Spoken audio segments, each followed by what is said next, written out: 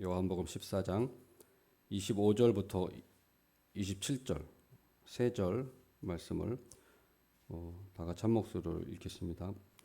내가 아직 너희와 함께 있어서 이 말을 너희에게 하였거니와 보혜사 곧 아버지께서 내 이름으로 보내실 성령 그가 너희에게 모든 것을 가르치고 내가 너희에게 말한 모든 것을 생각나게 하리라.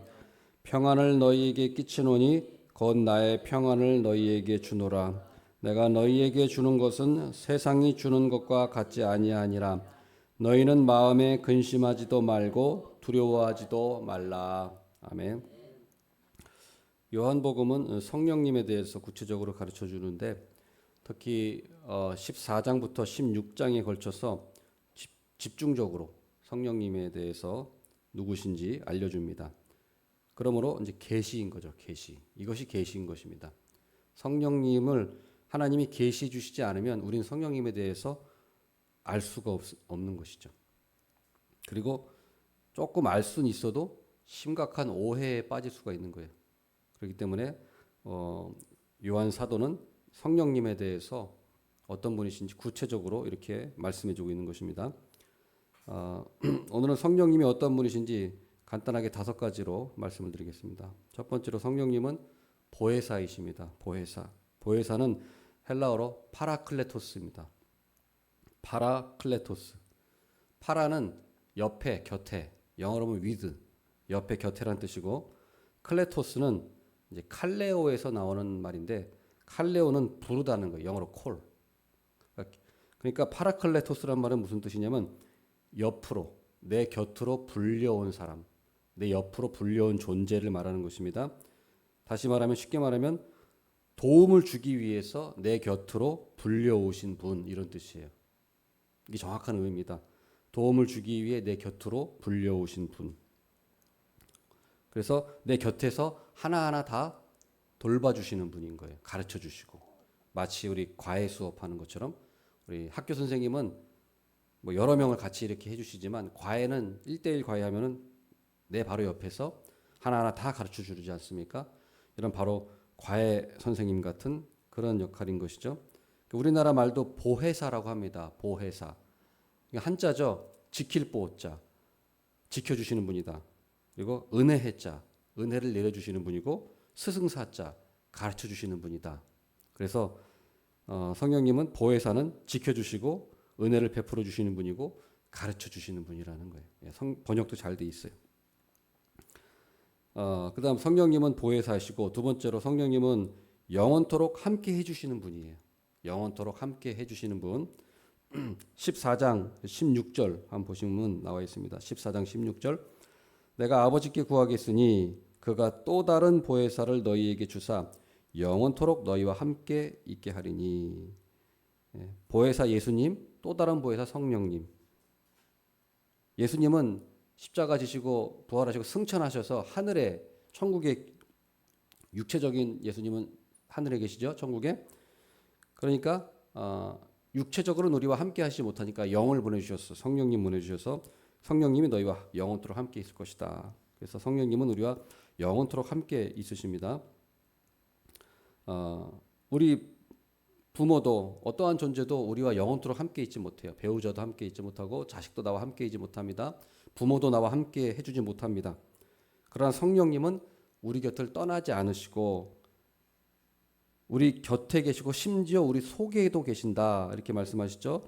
그 14장 17절에도 보면은 그는 진리의 영이라 세상은 능히 그를 받지 못하나니 이는 그를 보지도 못하고 알지도 못함이라.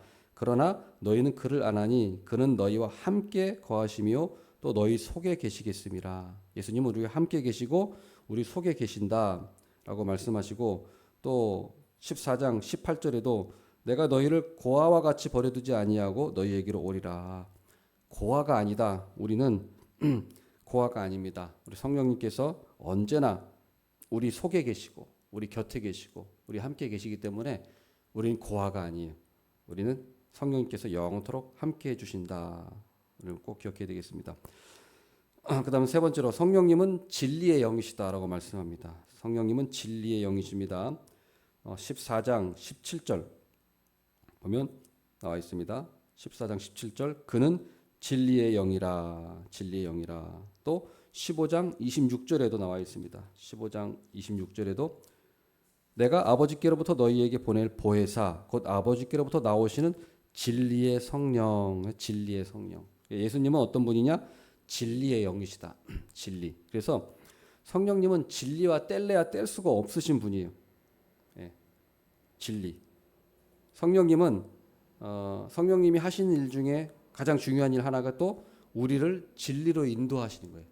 우리를 진리로 인도하신다. 16장 13절에도 그 말씀이 나옵니다.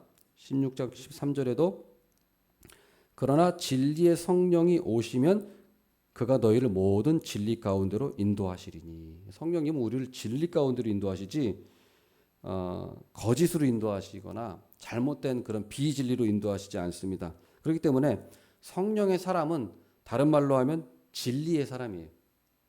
성령의 사람이라는 건 누구냐? 진리를 붙드는 사람이라는 거예요.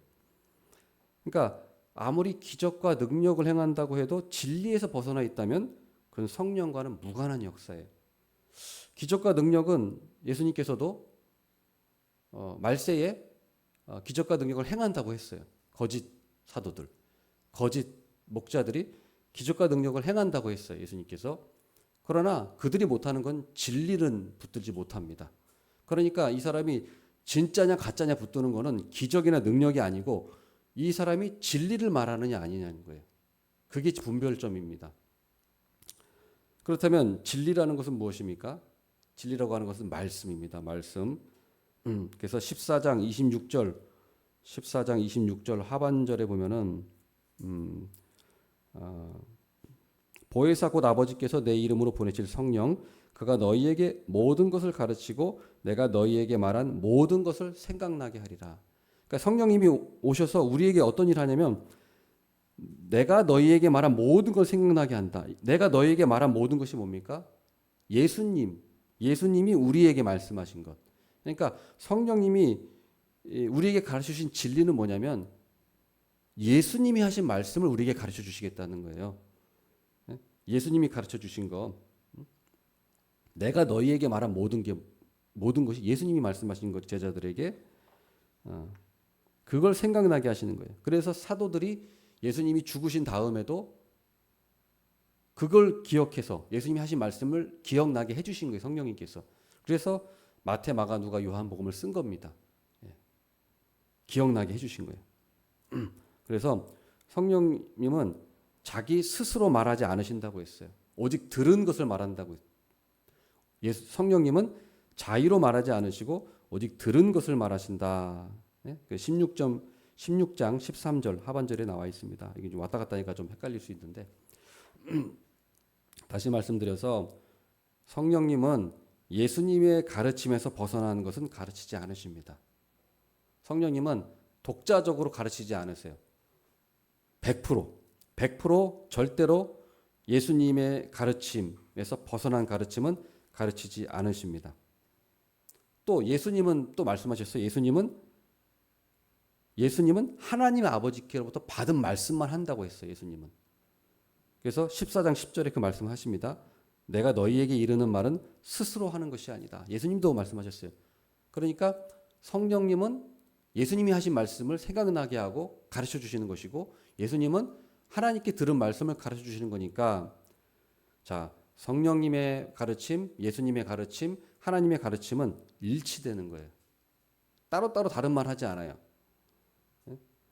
하나님 말씀 다르고 예수님 말씀 다르고 성령님 말씀 다르다. 그렇지 않다는 거예요. 일치된 말씀, 하나의 말씀을 하는 거예요. 그렇기 때문에 성경은 모순이 없는 거예요. 모순이 없고 그렇기 때문에 조직된 체계가 될 수 있는 겁니다. 조직된 체계가 될 수. 그렇기 때문에 신학이 될 수 있는 것이고 그렇기 때문에 조직 신학이 될 수 있는 거예요. 성경은 신학과 교리가 성립이 되는 거예요. 그걸 우리가 꼭 기억해야 되겠고 그래서 성경은 믿는데 성경이 조직적인 그런 가르침, 신학과 교리라는 건 믿지 못하겠다라는 건 어불성설이죠. 자, 그다음 네 번째로 성령님은 예수님을 높이고 드러내는 것이 사역의 목적입니다. 성령님은 성령님 자신을 높인 적이 단 한 번도 없어요. 성령님은 오로지 예수님을 높인다고 했어요. 16장 14절에 그 말씀을 하십니다. 16장 14절 보면은 그가 내 영광을 나타내리니 내 것을 가지고 너희에게 알리시겠습니다. 그가 성령님이 내 영광, 예수님의 영광을 나타내리니 내 것, 예수님의 것을 가지고 너희에게 알리시겠습니다. 그러니까 성령님은 온통 예수님의 영광 드러내죠. 예수님이 하신 것만, 예수님이 하신 말씀만 가르쳐요.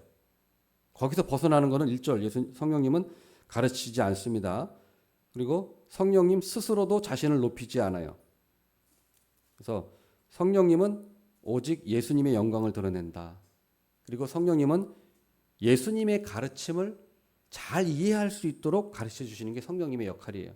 그것이 성령의 조명이라고 하는 겁니다. 조명. 그 조명이 뭡니까? 밝혀주는 거잖아요. 성령의 조명이라고 하는 거예요. 성령의 조명. 그래서 우리가 성경을 읽을 때 반드시 우리는 하나님께 기도해야 돼. 성경을 읽으면서 성령님, 하나님, 성령님께서 이 성경 말씀을 잘 이해하게 해주세요 하고 반드시 기도를 해야 돼요. 저는 늘 기도합니다. 성경을 읽으면서 설교 준비하면서 늘 하나님 이 말씀을 잘 이해하게 가르쳐 주세요. 성령님, 성령의 조명을 허락해 주세요. 늘 기도해요. 항상 반드시 기도합니다. 그렇지 않으면 성경 말씀을 이해할 수 없어요.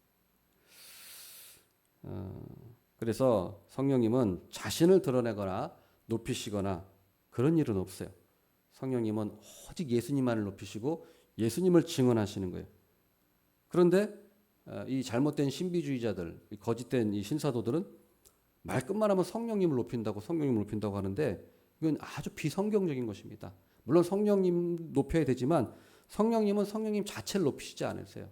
우리가 예수님을 높이면 성령님을 높이시는 거예요. 다음 5번째 마지막으로 성령님은 인격이십니다. 인격. 성령님은 인격이세요. 근데 이 신사도들, 이 거짓 이단들이 특징이 뭐냐면 성령님을 높인다고 막 성령님을 높이는데 정작 성령님을 에너지나 기로 인식하는 경우가 많다는 거예요. 신성 모독입니다. 성령님을 에너지나 기로 여기는 경우 성령님은 물질이 아니에요. 에너지나 기가 아닙니다. 성령님은 물질이 아닙니다. 성령님은 추상적인 그런 힘이 아니에요. 그럼 뭐냐? 성령님은 인격이시에요. 인격. 삼위일체 성부, 성자, 성령 각각의 인격을 가지신 분이잖아요. 성령님도 인격이시지 성령님을 에너지나 물질로 취급하면 안 됩니다. 여러분을 만약에 여러분이 사람은 인격인데 여러분을 그냥 살덩어리 어떤 무슨 기 덩어리 이렇게 여러분을 취급하면은 여러분을 무시하는 거죠. 예? 나는 인격이라는 건 생각도 있고 사람과 같이 그런 어떤 인격이 있는 거잖아요. 성령님은 바로 그런 인격이십니다. 그런데 기공술사처럼 막 에너지를 쏘고 기로 인식하는 그런 기공술. 교회는 기공술을 하는 곳이 아닙니다. 그래서 성령님이 인격이라는 것은 성경에 허다하게 나옵니다만 16장 13절에 보면은 뭐라고 되어 있냐면 16장 13절에 보면 그러나 진리의 성령이 오시면 뭐래? 그래서 그가 인칭 대명사예요. 그가. 예? 그가. 그다음에 16장 14절에도 그가 내 영광을 나타내니 그는 인칭 대명사입니다. 만약에 물질이라면 지시 대명사를 쓰겠죠. 그것. 그죠? 그러나 성령님을 요한복음에 다 찾아보세요. 성령님은 항상 그가 인칭 대명사로 항상 쓰고 있어요. 성령님에 대해서 그가. 그러니까 성령님은 인격이시다. 우리는 그거 항상 잊지 말아야 돼요. 제가 그 신학생 때 그 신사도 집회 때 가본 적이 있어요. 저 신사도 집회인지 모르고 아는 동료가 가자고 어떤 좋은 집회 있다고 갔어요. 그 운동장 무슨 잠실 운동장인지 어딘지 가서 그 집회를 하더라고요. 저도 갔는데 보니까 신사도에 그때 신사도인지 잘 모를 때예요. 한 20년 전이니까요. 그때 황당한 일을 봤습니다. 자칭 사도라는 사람, 그 이름이 최안, 자칭 사도라는 사람이 나와가지고 카운트다운 합니다. 3, 2, 1 카운트다운을 왜 하느냐? 3, 2, 1 하면 성령님이 임한다는 거예요. 그래서 큰 소리로 3, 2, 1 하니까 사람들이 쓰러져요. 사람들이 쓰러져요. 물결처럼 요동쳤습니다.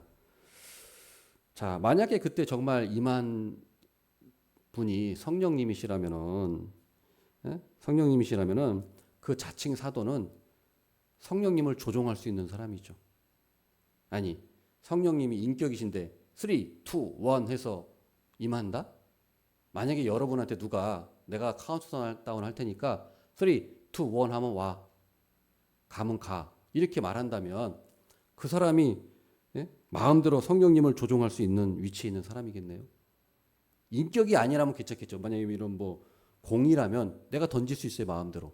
그런데 인격한테는 그럴 수 없는 거죠. 인격이 있기 때문에 기다려야 되는 거죠. 예. 내 마음대로 오라가라 할 수 있는 그런 게 아니에요. 만약에 내가 그렇게 할 수 있다면은 그거는 성령님보다 내가 더 높은 위치에 있다. 그게 말하는 거죠. 그죠? 내가 오라는 대로 오고 가라는 대로 가는 거니까 성령님이 카운트다운 딱 3, 2, 1 딱 하면 오는 거니까. 예? 근데 그보다 더 망령된 일이 어디 있겠습니까? 그런 신성 모독이 어디 있겠어요? 성령님은 자기 마음대로 카운트다운해서 온다? 아닙니다. 성령님은 인격이세요. 기다려요. 성령님이 원하시는 때에 오시는 거예요. 하나님이시잖아요. 하나님을 내가 와라 가라 할 수 있습니까? 인간이? 하나님을 어떻게 오라 가라 할 수 있어요? 하나님이 원하시는 때에 오시는 거죠. 그러니까 그런 분별도 하지 못하고 예? 거기서 그 수많은 젊은 사람들이 쓰러지면서 막 좋다고 그게 성령님인 줄 착각하고 다른 종교 힌두교가도 그런 거 다 합니다. 예, 악마도 다 해요 그런 거. 자, 우리는 그러니까 이 성령님에 대해서 요한복음만 제대로 예? 배우고 이해해도 그런 일에 빠지지 않는데 도무지 그런 거에 대해서 무지하니까 거기에 놀아나는 거예요. 놀아나는 거. 예, 거짓말쟁이들한테 예? 이 마술사들한테 놀아나는 거예요. 예. 자, 이 외에도 성령님은 많은 그런 분이세요. 성령님은 대언자이시고 위로자이시고 중보자세요. 여러 부분으로 우리가 말씀하고 있어요. 그러나 이걸 다 이 시간 말할 수는 없고 마지막으로 결국에는 이런 모든 일들을 통해 성령님은 우리에게 궁극적으로 평안과 담대함을 주시는 거예요. 평안과 담대함. 성령님을 제대로 이해하고 성령님을 바로 모신다면은 우리에겐 평안과 담대함을 주십니다. 그래서 14장 27절 오늘 말씀 읽었죠? 14장 27절에도 평안을 너희에게 끼치노니 곧 나의 평안을 너희에게 주노라. 내가 너희에게 주는 것은 세상이 주는 것과 같지 아니하니라. 너희는 마음에 근심하지도 말고 두려워하지도 말라 말씀하시고 또 성령님 말씀하시면서 16장 33절에 마지막으로 말씀하시죠. 이것을 너희에게 이르는 것은 너희로 내 안에서 평안을 누리게 하려 함이라. 세상에서는 너희가 환난을 당하나 담대하라. 내가 세상을 이기었노라. 아멘. 그러므로 우리 성령님에 대해서 우리 성령님이 누구신가? 우리는 성경이 가르쳐 주시는 대로 알면 됩니다. 성경이 가르쳐 주시는 대로 바로 알고 바로 이해하고 마음의 진정한 위로와 평안과 담대함을 얻는 복을 누리시기를 축원합니다. 기도하겠습니다. 하나님 아버지, 오늘 이 요한복음 말씀을 통해서 성령님이 누구신가에 대해서 계시해 주셔서 감사합니다. 우리는 성령님에 대해서 반드시 말씀에 근거해서 성령님을 바르게 이해하게 주옵소서. 내 쓸데없는 추측과 그저 다른 이방 종교와 같은 그런 잘못된 이해관념으로 우리가 성령님을 잘못 알지 않게 하여 주시옵소서. 성령님은 보혜사이시고 성령님은 영원토록 우리와 함께 해주시는 분이시고 성령님은 진리의 영이시고 성령님은 오직 예수님만을 높이시는 분이시며 성령님은 하나님이시고 인격이신 분이십니다. 우리 성령님, 그 성령님을 우리 안에 바로 알고 바로 모시고 늘 성령님과 동행함으로 이 세상에 살아갈 때 우리가 마음의 담대함과 큰 평안과 위로와 담대함으로 승리하며 살아가는 복된 인생이 되게 하여 주시옵소서. 예수님의 이름으로 기도드립니다.